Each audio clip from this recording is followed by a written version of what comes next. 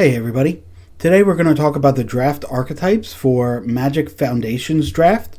If you're watching this video when it first comes out, Magic Foundations is the quick draft format on MTG Arena. Magic Foundations is also the perfect beginner set for any new players. If you're just getting into Magic, it really shows you the general archetypes that are available in the kind of base set, the base formation of Magic as it would be. Right now there's a lot of talk in the community about Universes Beyond and how some of the sets don't feel as much like Magic as they should. We're not going to get into the discussion on whether that's good or bad. All I want to say is Magic Foundations is kind of the original feeling of Magic with the high fantasy settings.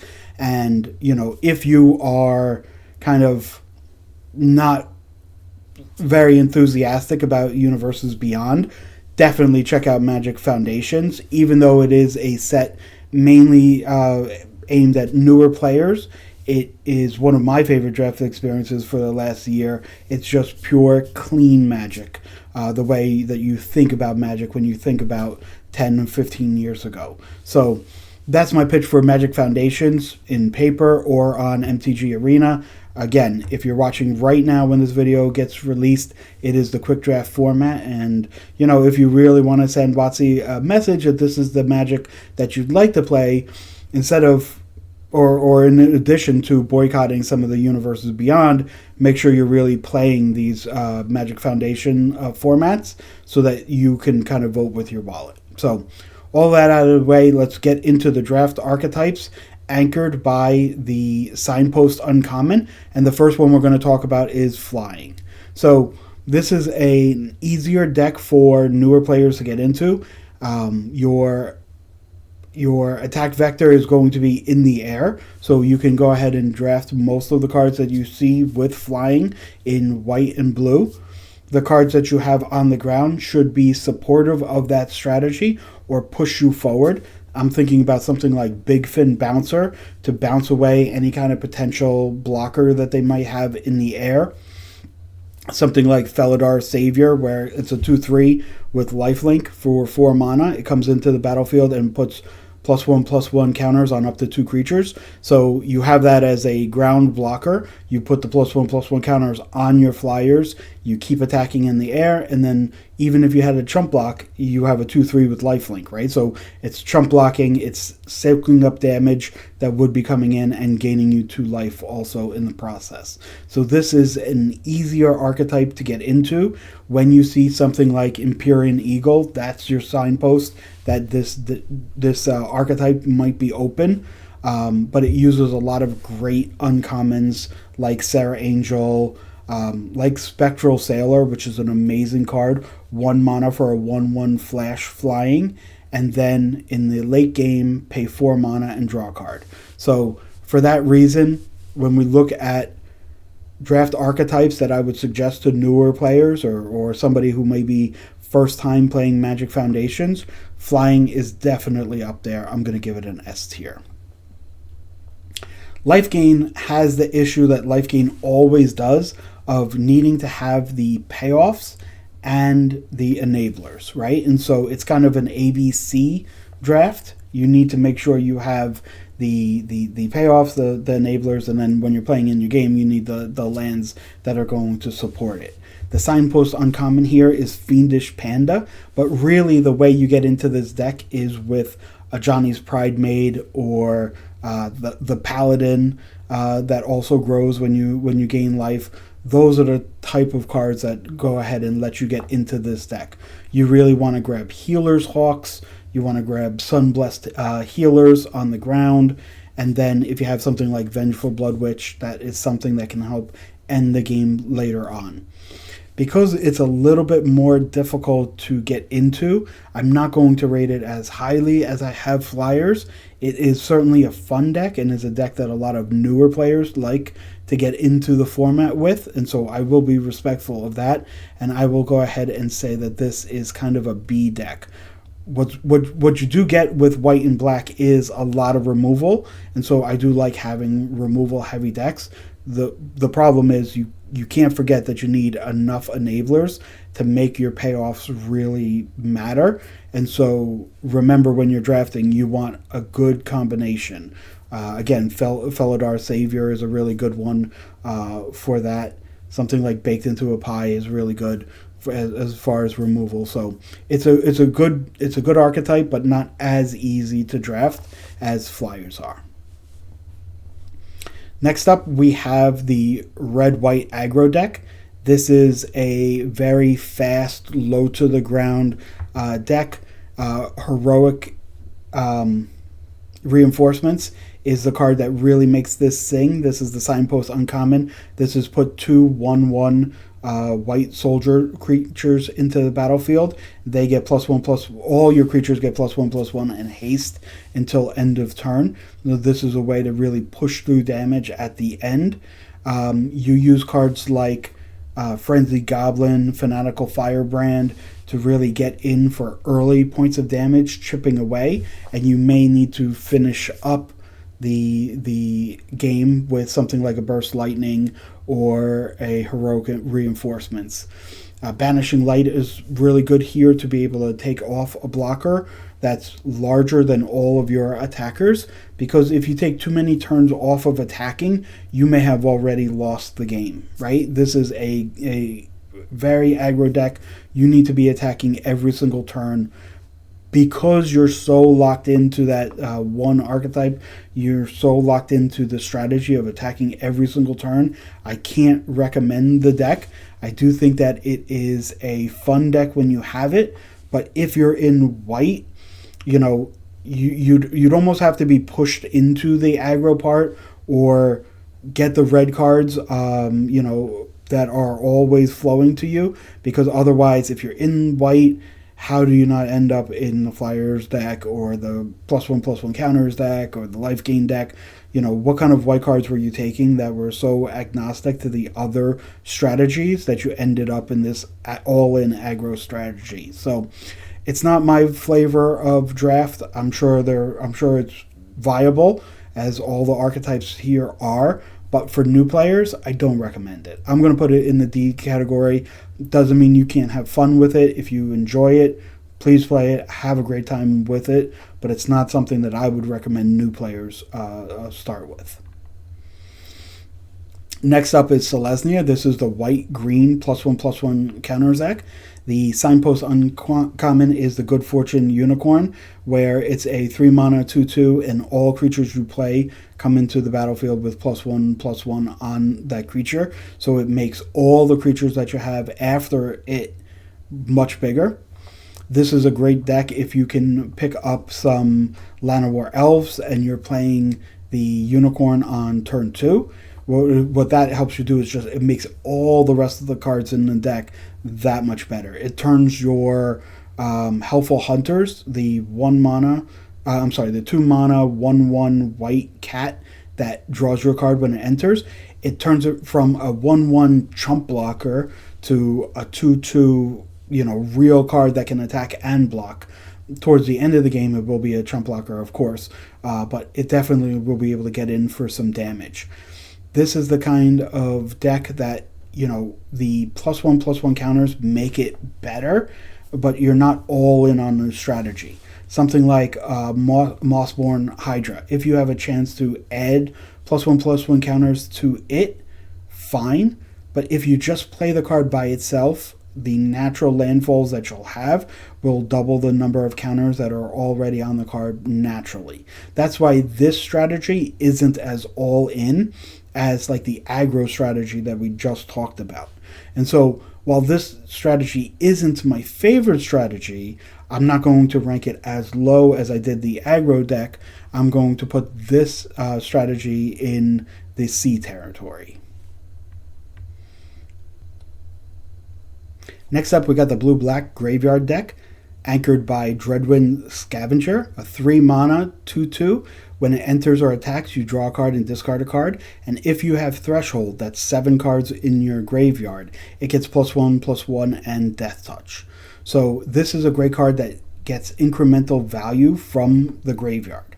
So something like Think Twice is 1 and a blue for a draw card. and then you can also pay 2 and a blue from the graveyard to draw a second card. If you dump this into the graveyard from another value effect, you just get double the value for a card like this. Something like Reassembling Skeleton is the same way, right? If you're able to dump it in a graveyard from a draw a card and discard a card, later on when you have enough mana, you can bring it back and then have a chump blocker for anything that's going on the ground while you're building up this value that you're getting from something like Eaten Alive or, you know, Baked into a Pie, those kind of removal spells, removing their biggest creatures. Attacking a lot of times is through the air on some of the blue and black flyers that you're going to have.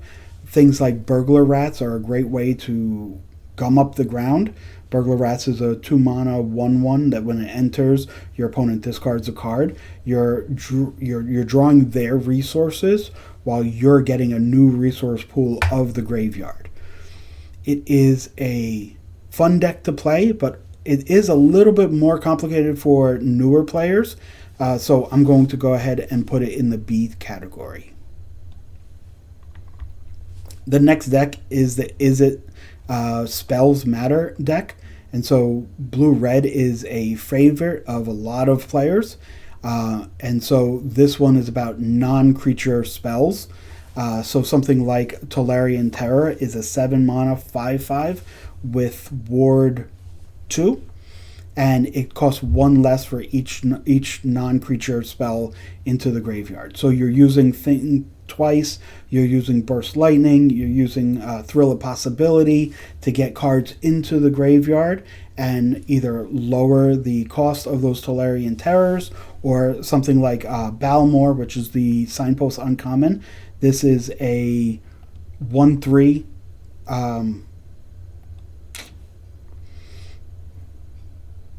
Balmor, the Signpost Uncommon.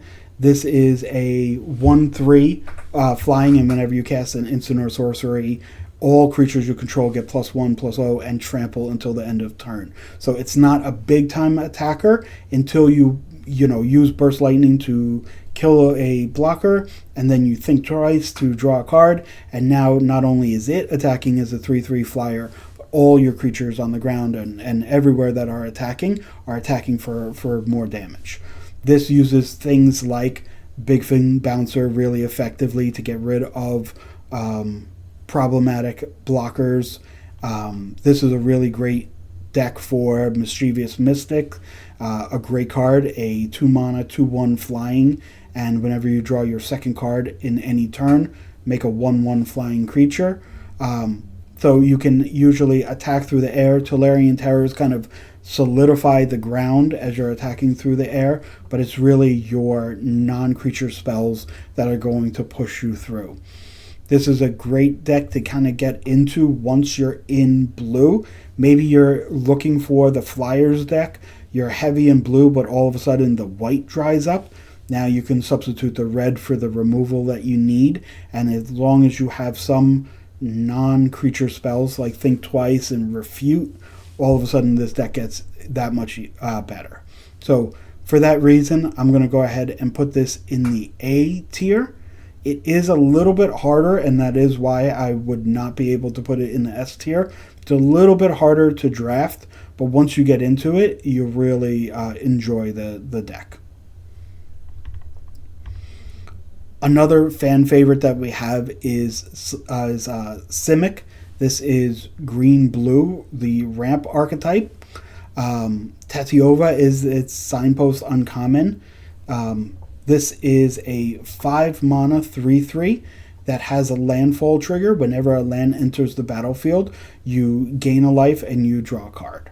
And so this is all about ramping out the real powerful spells that cost 7 and 8 mana. So something like Coma the World Eater, some kind of big finisher like that, you definitely want. And it starts early. It starts on turn 1 with things like Llanowar Elves, right? Just being able to accelerate your entire deck, being able to play Tatiova on turn 5 before you play your land for the turn, right? So that's tapping 4 lands and a Llanowar Elf play Tatiova, then play your land for turn, and immediately gain the life and draw the card.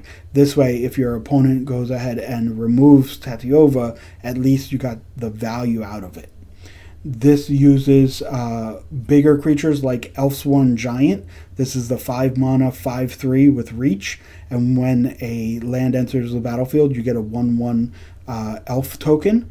This uses those type of cards really effectively, because usually you won't have enough mana to kind of guarantee yourself to be at 5 and 6 drops.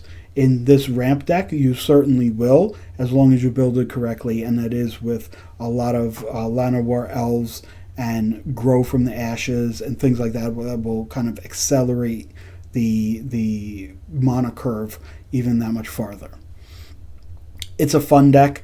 In Foundations, I found that Tatiova isn't quite as good as it has been in the past. In the past, this would have been an A deck, absolutely. In my personal experience, I find it a little bit closer to a B deck, so I'm going to put it in B, but if your miles vary, if you find that this is a lot better for you, I would love this to be in the A territory. A much different strategy is the raid strategy of Black-Red. And this is anchored by the Perforating Artist.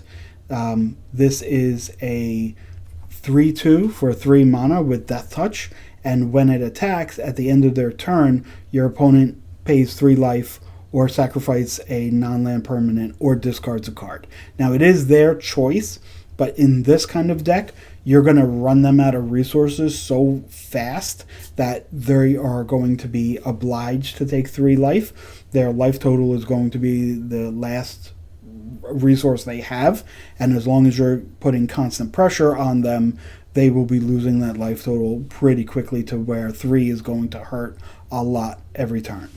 So this deck uses things like Burglar Rats to make them discard, so that they don't have enough cards to discard later on. It uses things like Vampire Nighthawks and Alesha to kind of keep the pressure on, and then it finishes it off with using something like Burst Lightning, whether it's to the face or whether it's to get rid of the last blocker, to just keep attacking, turn everything sideways every single turn. I like this strategy. It might be a little hard for newer players. I think for newer players, it's probably a little bit more closer to the C category. I'm going to put it as a B because I think it is a lot of fun. When you have a really good raid deck, it feels so powerful. It feels like you can't lose. So I'm going to go ahead and put it in the B category. But if you have tried this deck and have been a little bit underwhelmed, I certainly understand what it is.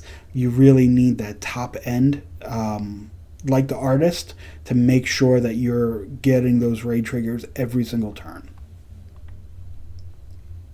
The next deck that we have is the Morbid deck, and this is green-black.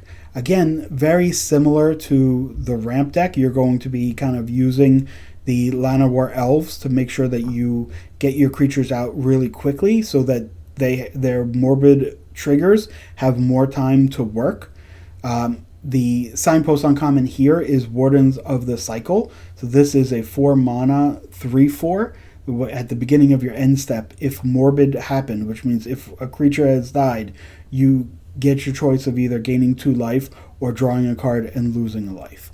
So most of the time you're going to be looking for those cards in order to create the value that you would have.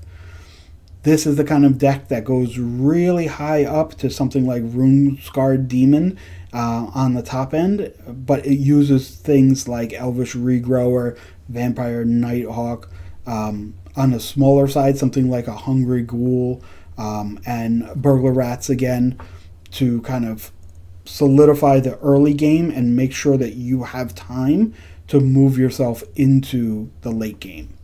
This is a good deck for like Macabre Waltz, which is a 2 mana, return up to 2 creature cards from your graveyard back to your hand. Again, you don't mind your creatures dying because those are triggering your Morbid abilities, so you'll trade off more often than your opponents will. I think there's a lot of really great green decks on this list. I think the Morbid deck is a step below most of those, and so I would put it in the C category. I think if you find yourself with a base green deck that has some really good black rares, the Morbid deck makes a lot of sense, right? You can be in this color combination without being totally locked into only this one strategy. And that brings us to Gruul.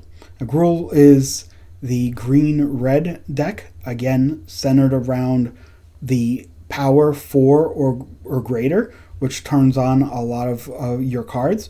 It uses things like Gnarlid Colony, which is a 2-mana 2/2 with 2 and a green kicker to put 2+1/+1 counters on there. So that's a 2-mana 2/2 or a 5-mana 4/4 that gives you that 4 power to turn on a lot of your creatures.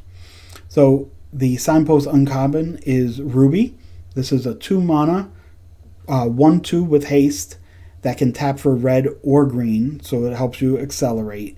And if you control a creature with 4 or higher power, it gets +2/+2 till end of turn. So it's attacking as a 3/4. Once you have a bigger creature, and the mana that it generates will help you get those bigger creatures into the battlefield faster. You can use cards like Ambush Wolf, which is a 2 and a green for a 4/2 with flash. And when it enters, you can exile a card from a graveyard as a little bit of a rider. You're really there to make a 3-mana 4-power creature and turn them sideways, right? You can use things like removal spells like Bite Down, Burst Lightning, and even things like Giant Growth become removal spells in a deck where you're always attacking with your large power creatures. This is a great deck for, again, we've talked about like Elvish Regrower to get a card back because you are attacking every turn. You will be losing creatures just in the normal course of Magic to their blockers. So something like Regrower becomes an important part. 4 mana for a 4/3, and you can put a permanent card from your graveyard back to your hand. So it does the power on its own, and it also gives you some, extra reach on grabbing another card. Lana War Elf becomes really important in this deck also to just kind of pump you up. And any of the dragon rares that you get in red become really good because it's just another attacking creature that they have to deal with all the time. So this is a great deck for those that like to turn cards sideways. There are some cards like Slumbering Cerberus that I'm not a huge fan of. That's the 2-mana 4/2 that comes in, that doesn't untap unless a creature dies. It's not my favorite, but it is useful in this deck. All in all, I really like the deck, and I think that it's a very easy deck to get into. So, it's power 4 or higher, right? Those are the cards you want to take in these colors. You prioritize them, and you prioritize ramp, and you prioritize removal. That's all you have to really think about. So for that reason, I will put that in the A territory as an easier deck to get into. Those are my rankings for Foundations. I would love to hear what your favorite archetypes are in draft. Again, if you're watching this video when it first comes out, please jump on the quick drafts and make sure that those are firing really quickly. I think you'll have a lot of fun with Foundations draft. I know it's one of my favorite formats of the year. If you like content like this, give us a thumbs up and subscribe to the channel. In our pinned comments below, we do have an Amazon affiliate store. If you go to Amazon through that link, whether you buy Magic product or anything else, it's no cost to you, but it does give us a few percentages to help keep the channel running. We would certainly be grateful. Thanks everybody, and I'll see you guys next time. Bye.